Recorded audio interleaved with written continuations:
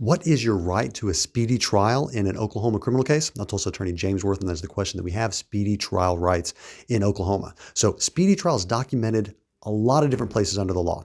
It's in the U.S. Constitution. It's in the state constitution. It's in the state code as well, state statutes as well. For instance, we've got Title 22, Section 13 says, in a criminal action, the defendant is entitled to, among other things, a speedy and public trial.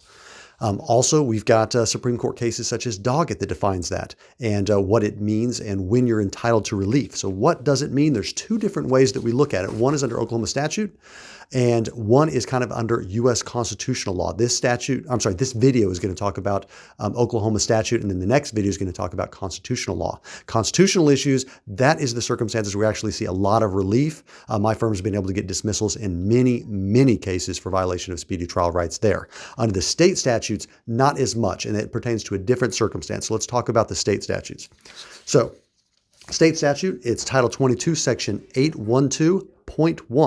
And what it says is, if any person charged with a crime and held in jail solely by reason thereof is not brought to trial within 1 year after arrest, the court shall set the case for an immediate review to determine if the right of the accused to a speedy trial is being protected. So that is, if you are arrested and thrown in jail and you don't bond out, then this review is triggered at the 1 year mark. Now, if you're arrested and you do bond out, the second provision deals with that, and it says that you have to be brought to trial within 18 months. And if you haven't, then you get this review. So if you're in custody, it's 1 year. If you're out of custody, it's 18 months. And if you don't have a trial by then it goes to a review, which is detailed in Title 22, Section 812.2.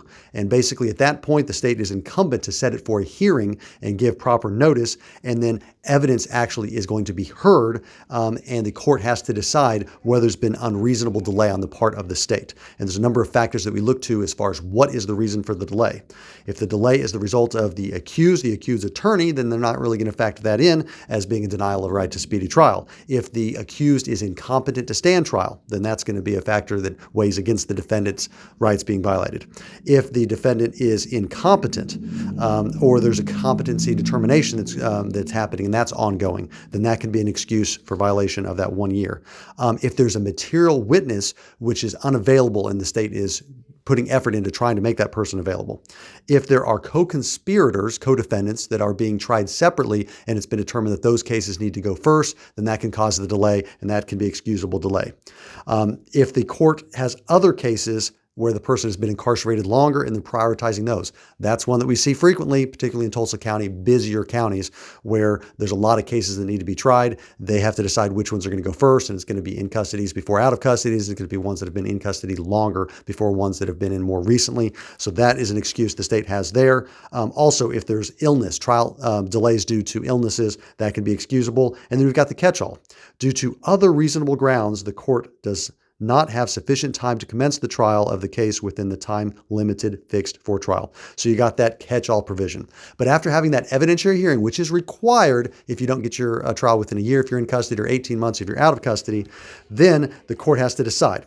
If after hearing all the evidence and the legal arguments properly submitted, the court finds by preponderance of the evidence that the state is not proceeding with due diligence and that none of the exceptions that I noted above apply, then the court shall dismiss the case. So it is mandatory dismissal if the court finds that it went beyond those time limits and none of those are applicable. Now, the case can be refiled. If there was a preliminary hearing, the case can be refiled only upon newly discovered evidence. And if there was not a preliminary hearing that was held in the case may be refiled upon good cause shown, unless the statute of limitations has passed. So long story short, this can be a ground to get a case dismissed if there's unreasonable delay. Practically speaking, it is very unusual to get a dismissal on these grounds under this statute. Most of the time, the court is going to find that there is good cause for the delay based on one of these subsections or the catch-all subsection. Obviously, at the time when the courts were shut down for COVID, a lot of things got delayed. There was many, many months where there were no jury trials at all. Things went delayed, so there had to be a lot of determinations regarding speedy trial rights. But a couple of these exceptions here were found to be applicable under those circumstances. There were not a lot of cases dismissed because of that.